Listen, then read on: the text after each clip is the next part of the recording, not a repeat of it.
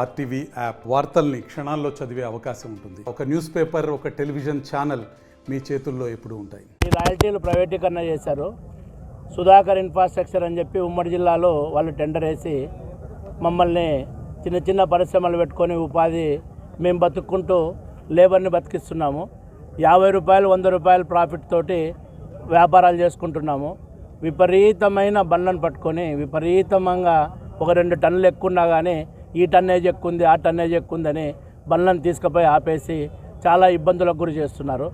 తర్వాత ఏదన్నా టౌన్లో ఏదన్నా గ్రావెల్ కావాలన్నా కానీ ఆ సందులోకి వచ్చి కానీ చిన్న గ్రావెల్ను తీసుకుపోయేదాన్ని కానీ ఆ ట్రాక్టర్లను ఆపి పోలీస్ స్టేషన్లో పెట్టిస్తున్నారు. దీనిని ఇమ్మీడియట్గా ఆపి మా మా మా మా బతుకు తీరుని కాపాడాలని గవర్నమెంట్ని, చంద్రబాబు నాయుడిని, లోకేష్ బాబుని, మా ప్రకాష్ రెడ్డి గారిని, అట్లే మా బీసీ జనార్దన్ రెడ్డి గారిని వీళ్ళని ప్రార్థిస్తున్నాం. మైన్ ఓనర్స్ తరఫున ఈ ప్రైవేటీకరణని ఇమ్మీడియట్గా రద్దు చేసి మాకు ఉపాధి కల్పించాలని గవర్నమెంట్ వారిని కోరుచున్నాం. Lakshminarayana, mine owner, Chandrapalli. ఇంతకుముందు ప్రీవియస్గా లో గ్రేడ్ స్ట్రీట్ ఎయిట్ 250 రూపాయలు ఉన్న రాయల్టీని 1050 రూపాయలు చేశారు. 800 రూపాయల లాభం ఎక్కడి నుంచి వస్తుంది ఒక టన్ను మీద? వీళ్ళు మేము పౌడర్ అమ్ముకుంటుండేదే 2500 నుంచి 3000 రూపాయలు అమ్ముకుంటున్నాము. 1050 రూపాయలు ఒక టన్నుకు రాయల్టీ ఎక్కడి నుంచి పే చేస్తాము? ఇదే తమిళనాడు, తెలంగాణ, రాజస్థాన్లో ఇప్పటికి 250 రూపాయలు ఒక టన్ను రాయల్టీ ఉంది. దీని మీద గవర్నమెంట్ వారు పునరాలోచించి దీని మీద తగు నిర్ణయం తీసుకొని మాకు మా జీవనోపాధి న్యాయం చేయాలని కోరుచున్నాం. అయ్యా నేను చెప్పాలా? అయ్యా నేను హరిప్రసాద్, ఫ్యాక్టరీ ఓనర్ అండి. ఇక్కడ ఇండస్ట్రీస్లో మేము స్మాల్ స్కేల్ ఇండస్ట్రీగా రోజు 10-12 టన్నులు 15 టన్నులు ప్రొడక్షన్ చేసుకొని గవర్నమెంట్కి ఇంతకుముందు మొదట గవర్నమెంట్కి రాయల్టీ ట్యాక్స్ కట్టుతూ చిన్న చిన్న లాభాలతో కుటుంబ నిర్వహిస్తూ వ్యాపారాలు చేసుకునేవారమి. ఇప్పుడు సుధాకర్ ఇన్ఫ్రాస్ట్రక్చర్కి గవర్నమెంట్ ప్రైవేటీకరణ చేశారు. ప్రైవేటీకరణ చేసినప్పటి నుంచి ఇది వ్యవస్థ పూర్తి లోపభూయిష్టంగా నిర్వహించినారు. ఇది అవగాహన లేకుండా మా మీద రుద్దడం వల్ల చాలా ఇండస్ట్రీస్ నడపడం చాలా కష్టతరం అయిపోయినది. దీనిలో పెద్ద లాభాలు ఏముండే వ్యవహారం కాదు. ఇక్కడ మన రాష్ట్రంలోనే కాదు, మినరల్ అనేది పలు రాష్ట్రాల్లో దొరుకుతుంది ఇప్పుడు. కాబట్టి అక్కడ రాయల్టీ విధానానికి మన రాయల్టీ విధానానికి చాలా తేడా ఉంది. ఈ రాయల్టీ విధానం తేడాల వల్ల మనకి మార్కెటింగ్ ఆల్రెడీ డౌన్ అయిపోయింది. ఈ చిన్న ఈ అవగాహన లేని వాళ్ళు ప్రతి లారీని నిలబెట్టడము, ఈ రాయల్టీ ఉన్నా కూడా రాయల్టీ లేదనడము, ఈ మెటీరియల్ ఉంటే ఇంకో మెటీరియల్ ఉందనడము, ఈ హరాస్మెంట్ ఎక్కువ చేస్తున్నారు. పరిస్థితి వాళ్ళకి ఏం తెలియకుండా వాళ్ళని పెట్టేసేయడము.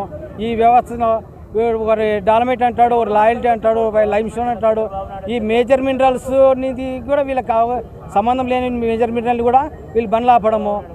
తర్వాత ప్రాసెస్ గుడ్స్ వీళ్ళకి సంబంధం లేకుండా కూడా ప్రాసెస్ గుడ్స్ ఆపడము. ఓన్లీ మైన్స్ నుంచి వచ్చే రా మెటీరియల్ వరకు వీళ్ళు చెకింగ్ చేసే అధికారం కలిగి ఉన్నా కూడా ప్రాసెస్ గుడ్స్ కూడా బండ్లు ఆపడము. ఈ చిన్న టన్నేజ్ ఉన్నా కూడా 1 టన్ను 2 టన్నులు అటు ఇటు వస్తుంటుంది.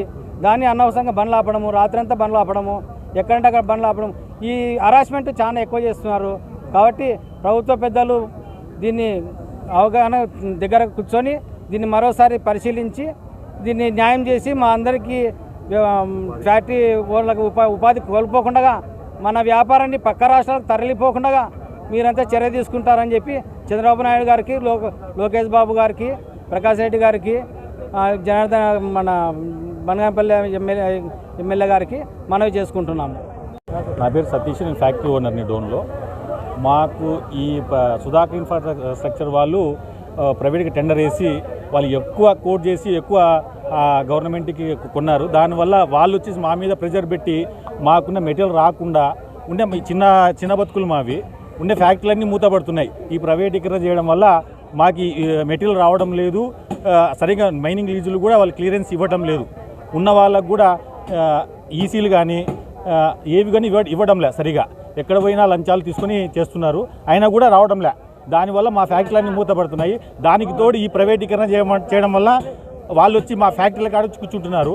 కూర్చున్నా పర్లేదు, మాకు బిల్లులు ఇవ్వండి, బిల్లులు ఇస్తే కదా మీ ఫ్యాక్టరీ రన్ చేసుకోగలుగుతాం. అది కూడా ఇవ్వడం లేదు. వాళ్ళు వచ్చి ఎక్కడికి వచ్చి మా బండ్లు 1 టన్ను 1/2 టన్ను ఎక్కువ కూడా నిలబెడుతున్నారు. దానివల్ల మాకు చాలా మంది రాబోయే పరిస్థితుల్లో మా ఫ్యాక్టరీలన్నీ మూతపడేది ఖాయము.